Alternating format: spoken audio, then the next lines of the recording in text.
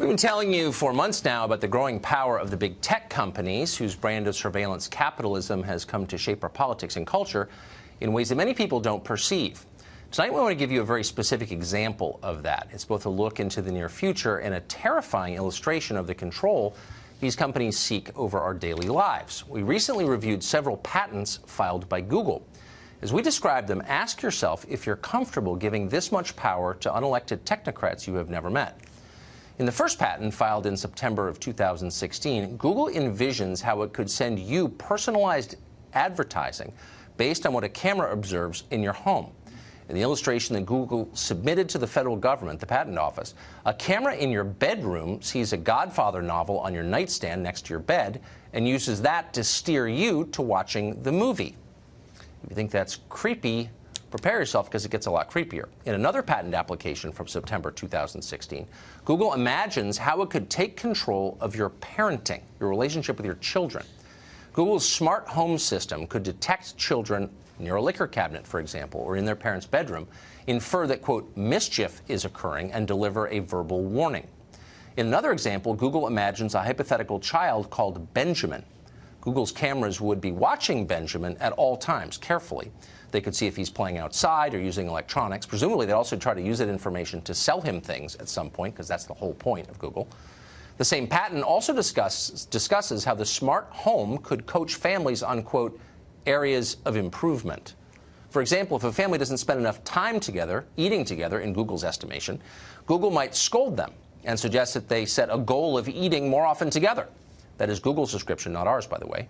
We contacted Google for comment on this, and the company, and we're assuming it was a person and not a robot, replied this way, quote, we file patent applications on a variety of ideas that our employees come up with.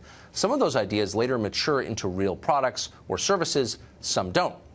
In other words, don't worry, we're not spying on you yet. We just have the patent for it. Of course, tech is also dangerous because it is deeply addictive. In fact, more than anything, it's deeply addictive. Now, a group of early Google and Facebook employees are teaming up to check the companies they helped create. Tristan Harris is a former Google employee, heads up this new group, the Center for Humane Technology. Jim Steyer is the founder of Common Sense Media, which advocates for children, and they join us tonight. Thank you both for coming on. So you describe these products as addictive. What do you mean by that? Well, what most people don't realize, they see addiction and they think it's happening by accident. We're addicted to lots of things. We worried about our kids in the 1970s. They were addicted to gossiping on the telephone. What this misses is that today, behind the other side of the screen when you're using it, there's 100 engineers whose entire job, not because they're evil, but their job is to figure out how do I keep you coming back to the product. So YouTube wants to autoplay the next video. Snapchat wants to put the number of days in a row in something called a streak next to every single person in your kid's contacts. They say, if you've got 30 friends, they say, here's the number of days in a row you've sent a message to each friend. And it keeps each of them hooked because the business model, so long as it's advertising, is how do I hold on to your attention? Because the entire stock price is one-to-one linked with how much attention I get. And that's the problem. So we know, Jim, that screen time has consequences. Huge consequences. And it hurts children. Correct. It can. For sure. And there are a lot of disturbing metrics about how kids and young adults are doing, and some of them are linked to tech use. Correct. So why has there been no public recognition of this, no widespread? You know, it's interesting because I run Common Sense, the biggest kids media group in the country. It's taken time. I think part of it is we got so excited about the incredible technological innovation that Silicon Valley brought us. And they're amazing. We're not anti-tech. Tristan worked at Google. We're not anti-tech at all. Common Sense helps you find the good stuff.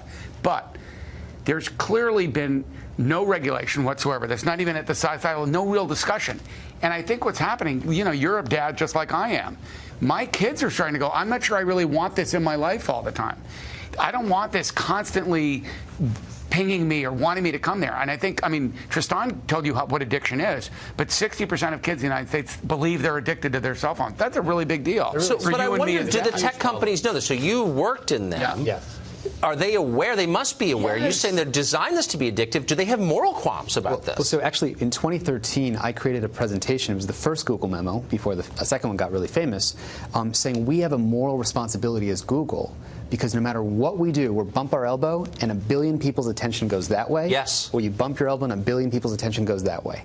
So how do you ethically steer 2 billion people actually their thoughts when they look at a smartphone or a feed, because from the moment we wake up in the morning to 150 times we check per day, it's like it's never been easier to see as a kid. You see, if you wake up, you check your phone, and you see photo after photo of your friends having fun without you. Is that how we want to ethically care for all these millions and millions of kids' attention? Do you think, Jim, that there are enough people at these companies who can see clearly enough to pull back from this a little bit? The key is at the top, because here's the deal. Tristan's a whistleblower. This is the cigarette case all over again. I agree. Tristan, we were just with a group of his engineering colleagues who've come forward and say, enough is enough. We got to tell you this was unintentional. So the key is the leadership at the top. I actually tell you, this is a major challenge now to the people at the very top of the key tech companies in the United States. What values do you have? Is it just about how much money you can make and how much attention, how much the arms race of attention you can win so you can monetize it by selling ads? Or are there other values? I couldn't. And by the way, this is not a partisan issue, by the way. Right, exactly. Everybody as a parent knows this. All across the country. And it's kind of wrecking the society, and I think we all feel that way. And then how do you hold them accountable? I couldn't be rooting for you guys more. Really, Godspeed. I hope you'll come back anytime. We will. Please do. Thank you. Thank you. Good to see you, Tucker.